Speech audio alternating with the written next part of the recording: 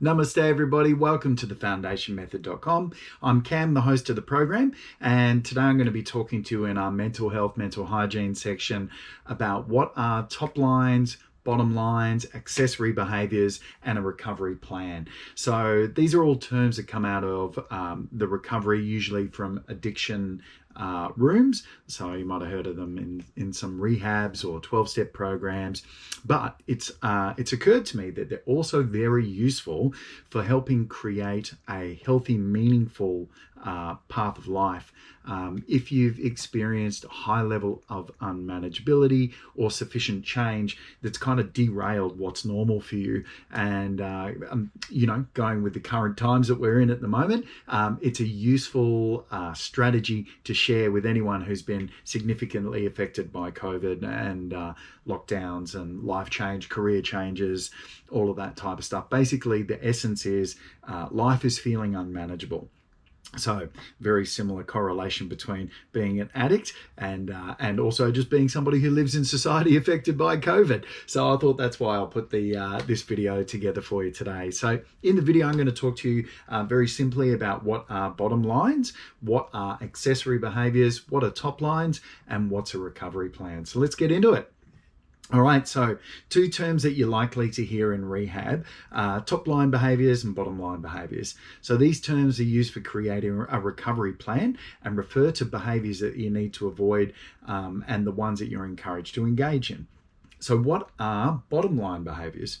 So bottom line behaviours refer to all things that you need to avoid, so if you want to enjoy a better life in sobriety. So these are the actions that usually harm you physically, emotionally, mentally, or spiritually. Your bottom line behaviours are unlikely to be exactly the same as another person, so it's quite personal or very personal, and so you need to figure out what that is for yourself. So in rehab, sometimes this work you do with the therapist or another sober member, but most commonly it's done with your 12-step sponsor or your mentor. So primary bottom line is the biggie. It's probably the reason that you're here listening to this video. And it's pretty obvious. So it's things like, abstaining from alcohol, if your addiction's sex or food or gambling or overworking. But the bottom lines outside of that are really useful to know as well. It's pretty much the stuff that makes you feel pretty shitty after you've done it, or the stuff that you're trying to abstain from, stuff that's kind of shrouded in shame for you personally. So by now, if you are experiencing addiction, you would have developed addictive patterns during your years of abusing alcohol, drugs, or processes. And generally, these terms, top line, bottom lines, tend to come out of process recovery rooms more than substance recovery rooms, although they do sort of cross lines there. Process recovery being like, overworking, sex, thought-based ideas like, negative thinking, unmanageable emotional stuff. There's a 12-step program for that as well. So you need to spend some time reflecting on your past and identify what these are. And it's important to understand that if you're looking for patterns of behavior that clearly bring you back to the addiction, that's what we're trying to abstain from in a bottom line. So some examples of bottom line behaviors include attempting some controlled drinking or controlled use of your said process or your substance. Creating justification to relapse, for example, deliberately manufacturing an argument with your spouse or generating resentment at work or the outside world. Swallowing a drink when you know that it contains alcohol, the old oopsie daisy. Drinking light beers, expecting that that's going to, be a good replacement. Using new recreational drugs. What I like to term swapping the witch for the bitch, or the bitch for the witch. It's where you kind of go, oh, well, I'm not drinking anymore, so I'm going to smoke heaps of weed, or I'm just going to binge eat, or I'm going to binge Netflix. It's just engaging in that compulsive behavior, but you're just changing what the name or changing what the process is.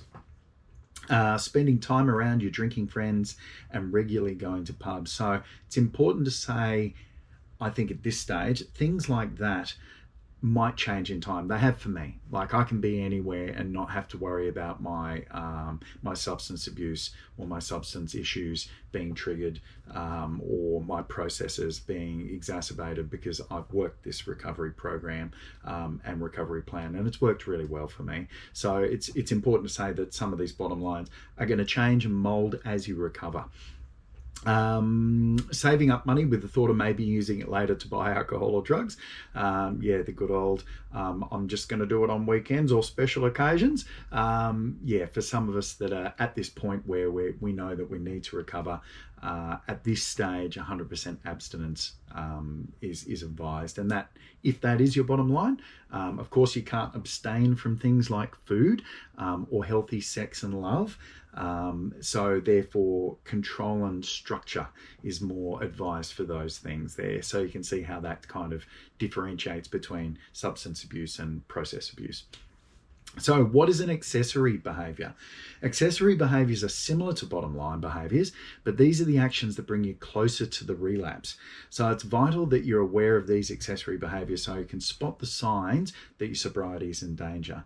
Some most common accessory behaviours include romancing the drink or the drug or the behaviour. So remembering the times that you used to use and that they were enjoyable. And it's important to say that if you are going to recovery meetings and they're turning into a drunkalogue where people are kind of talking in that romancing way about the substance or the process that they're recovering from, that's termed as a sick meeting. And what tends to happen is you leave the meeting and you relapse yourself. So try and find a meeting where the conversation's more generic about your process, so that you don't end up hearing these drunkalogues that are going to make you romance the drink. Isolating from family and friends.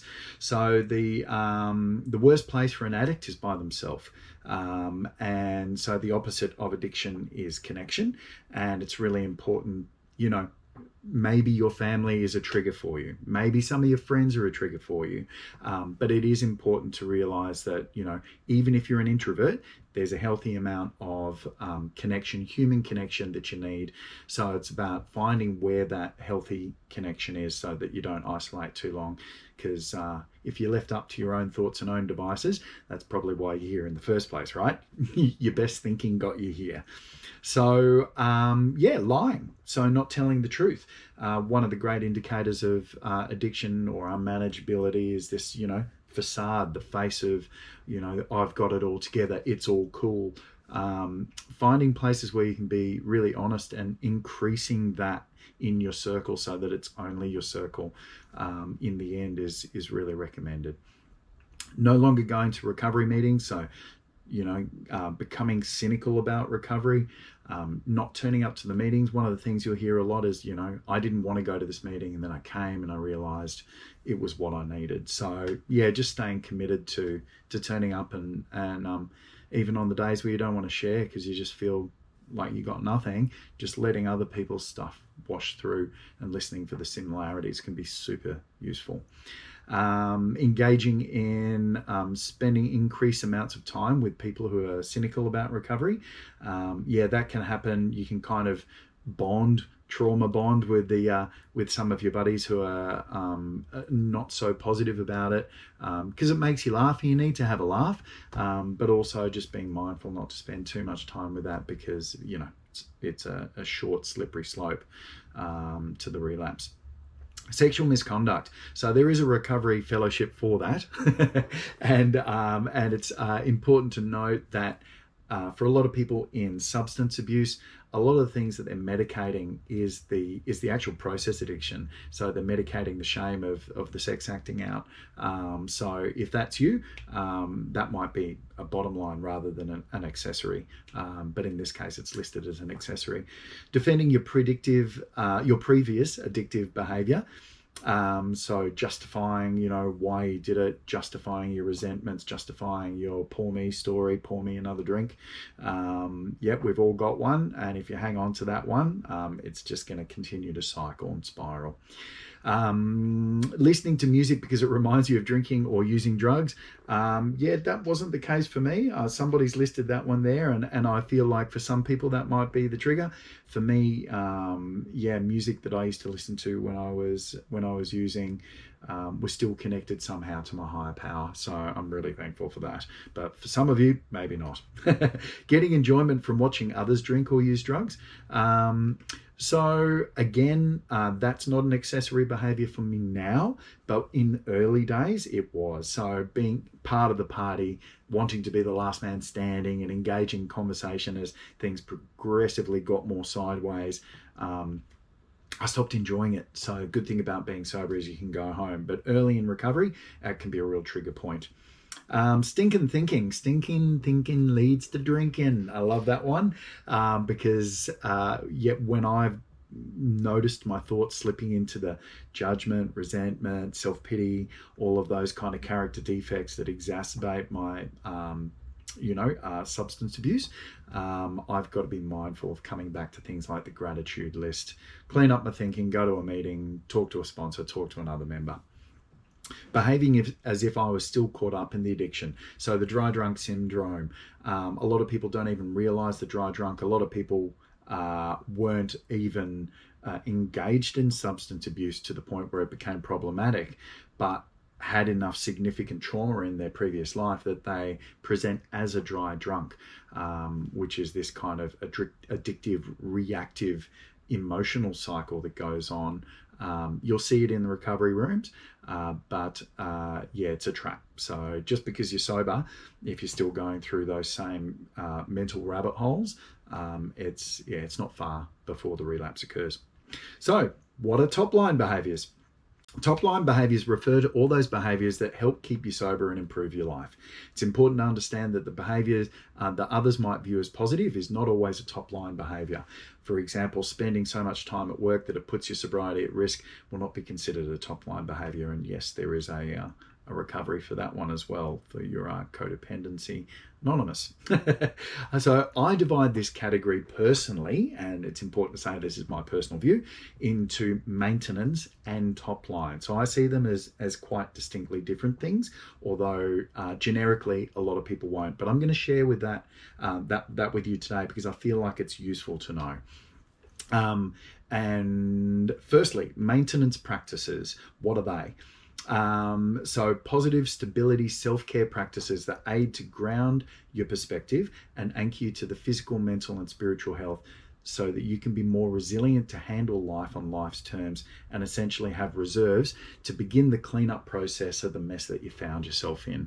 So this just applies to, life change, not only addiction. So a lot of us have had a lot of things removed from us in our life with the onset of COVID, and you find yourself finding yourself depressed, finding yourself unmotivated, finding yourself reactive. It's been a spiral for a lot of people, and just remembering to find your maintenance. So physical exercise, healthcare, I'll go through a list in a moment, but anything that can help ground and increase your sense of personal resilience.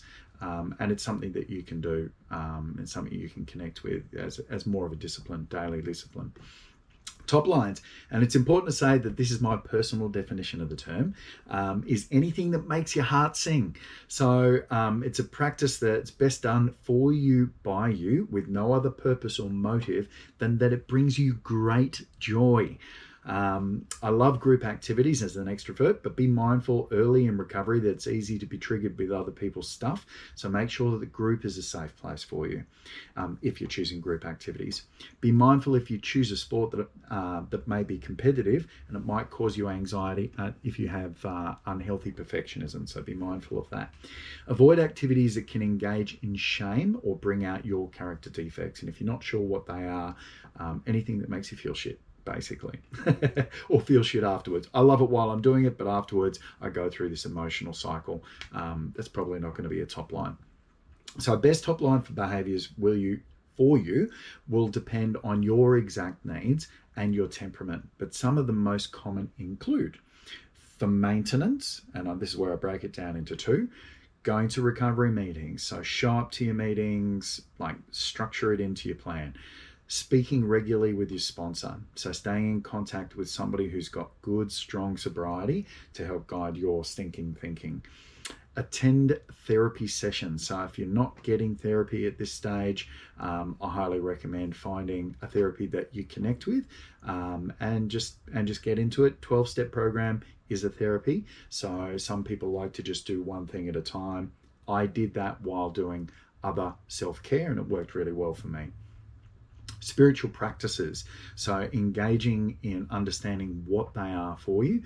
If you are in a 12-step program, it's going to talk about this stuff, and if you get triggered by the concept of spirituality or God, that's going to be a whole journey for you. There is rational recovery, RR, which talks more about the conscious mind rather than a higher power. But yeah, in my experience, finding what higher power means for you, even if you're atheist, you can connect with that concept. And I've done a video on that on the Foundation Method, and you can watch that and see what that whole rabbit hole is about. Health and wellness activities such as walking, running, cycling, going to the gym. Now, for some of us, that's going to be a top line. Some of that's like me going to the gym, doing my gymnastics and yoga, brings me immense joy. It's for me, it helps me feel good. I don't feel there's a sense of competition about it. I don't beat myself up whether I do good or do bad. It's just something that I have my own process with, brings me immense joy. But having a basic practice of physical wellness, highly encouraged as maintenance, but could be a top line. Eating a healthy diet, getting enough sleep. So basic self-care there.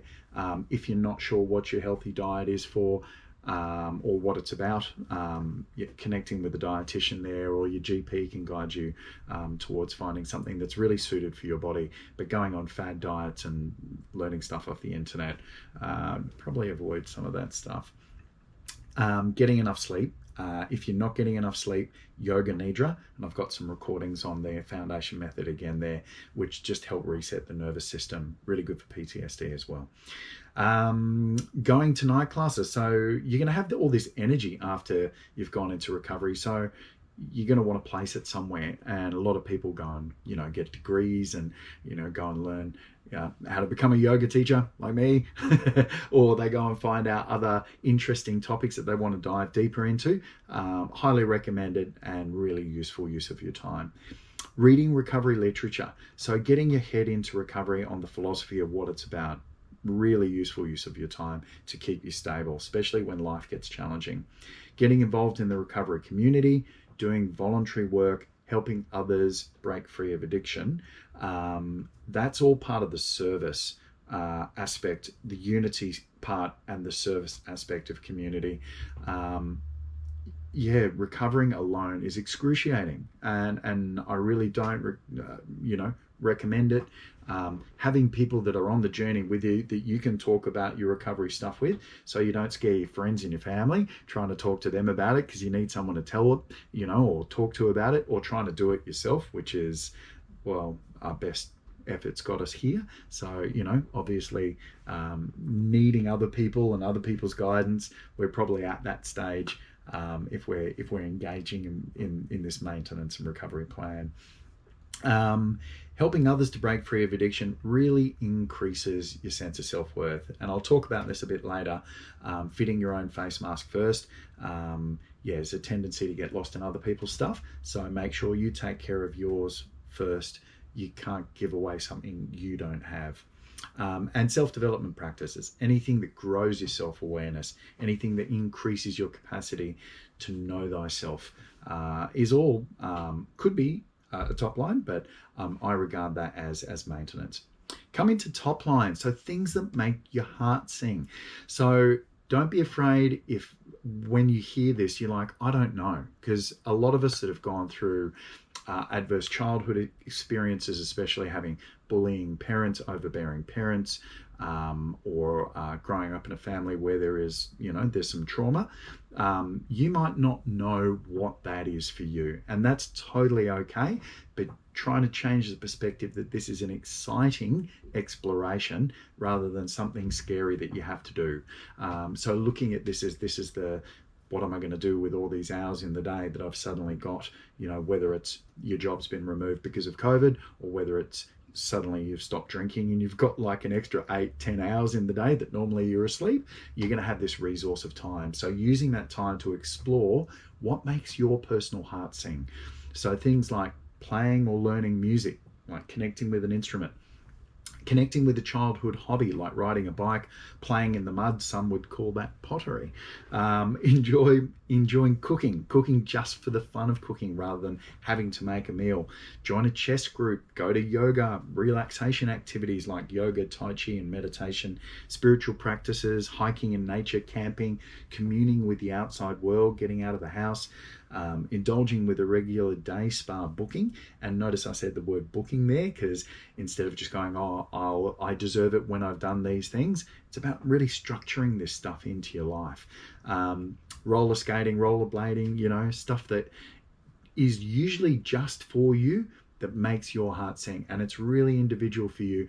And if you're not sure yet, if you're going through the maintenance stuff, what you'll find is that your energy is going to start recalibrating, and you're going to start feeling those natural endorphins starting to pump through the body, and you might just connect with those deeper levels or more sensitive levels of feelings of, what do I enjoy? Or you might be inspired to go towards something. So it's important to say, start with the maintenance stuff if you're exploring what your top lines are, and then structure a bit of time to explore them on the weekend. But make the booking, make the plan, and that'll take us to the next part, which is the importance of using your recovery plan. So once you've identified your own personal top lines and bottom lines and accessory behaviours, you've done that with an older sober member, therapist, psychologist, or a fellow who's further down the track than you are, and has a wellness perspective, so that you know that what you're structuring in there is sound and moving you in the right direction towards wellness and connection and wholeness. Once you're at that place, use this information to create your recovery plan. So it's worth putting some time and some effort into the plan, because it's going to create a solid base for your sobriety. It's similar to a business plan that all successful companies will have, and it's no use creating a recovery plan and putting it in the drawer and forgetting about it. You need to make it an integral part of your life. In the early days, I just set reminders in my phone for all of my stuff. My diary and my calendar became my best friend. It gave me structure to build in what felt like a big hole. Because when you start letting go of any addiction, or when you've been thrust into a place in your life where you've had this significant change and your normality is taken away, you've got this giant hole. And part of feeling that hole is that there's going to be a sense of grief for what you've just lost. So you need to, if you're going to break a habit, you need to make a habit, but you're going to need to fill that hole with stuff of equal or better value if you're going to have a successful growth towards having a healthy future. That's basically the way I look at this recovery plan, but it works surprisingly well for addiction recovery. So the first step, simply take it day by day and eventually week by week to make your to-dos, life responsibilities, medical needs, but most importantly, prioritize your recovery. Step 2, don't climb the mountain all in one day. Work with your sponsor or sober mentor to make your priorities. I'm sure it's feeling a little bit overwhelming right now. And if you're busy, prioritize your recovery first, including top lines and main trigger times with daily maintenance, then layer life responsibilities, and you'll probably be out of time by that because you'll be so knackered. But let's face it, you found time for your addiction, so making time for recovery, if that's what you really want, should be a no-brainer by that stage.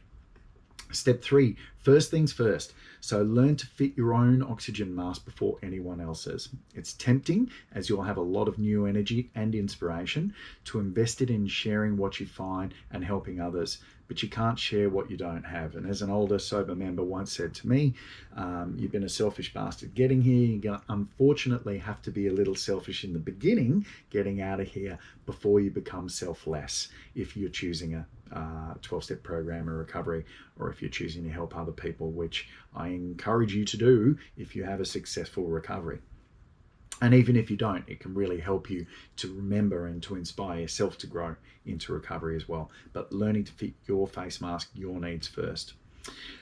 Mark in your main trigger times. So Friday night drinks, etc., or going to parties with certain friends, or any of those things where that that's going to be really difficult to abstain from your bottom lines, and then plug in your top lines at that time there. So that's again where it's useful having a top line that you do for you, by you, and doesn't require anyone else, because you can do it at any time of the day theoretically. I remember seeing a guy playing his saxophone right on the overpass down near the Sydney Harbour Bridge, where there was none of the houses in here, and he was smashing it out at night time, loving it. Of course he can't play saxophone at 12 o'clock at night when everyone's sleeping in his apartment block, so that's one way you can do it. Getting ahead. So know that everyone else is busy. Their lives didn't stop because you're in recovery, or yours fell apart because of COVID. So contact friends and family that you need to connect with well ahead of time so you don't miss out. So knowing your tribe that's going to be best for your recovery. And for some people, unfortunately, when they get to this stage, like, no one in their private life is suitable, and they have to connect with recovery people, even if they don't really like them, to get that sense of community, because they realize friends and close family are all trigger points, because they might all be stuck in addiction, or they might all be reminding them of the trauma that they've gone through. So this is where having a fellowship's really, really useful. Most importantly, have fun with it. So knowing that it's only a starting place, and that you can tweak your top and your bottom lines as you recover, as your boundaries get healthier. Creativity is closely connected to higher perspectives, so spend time getting creative with it and really enjoy the process. Like, invest yourself into it, and just know that it's not set in stone, but this is a framework to help you recover. So as your perspective improves, you might find that this plan has filled the hole that you were trying to fix with the addiction, or it's given you the strength to heal the trauma that set the addiction up in the first place. And I hope for you that you do have a wonderful, healthy recovery. So if you have any questions, just drop them in the comments there, or send me a direct message. If you're interested to know a little bit more, there's a stack of videos in this section in the playlist of mental health and mental hygiene. And if you'd like to practice with me or get mentored by me, come across to thefoundationmethod.com, and there's a little free video there where I talk you through 6 of the biggest problems and 6 of the high quality solutions that I found on my journey to wellness, and to establishing a really successful recovery plan. And that's over at thefoundationmethod.com. So I hope to hear from you or see you again. It's been a pleasure to share that with you today. May you find recovery, may you be well. Namaste.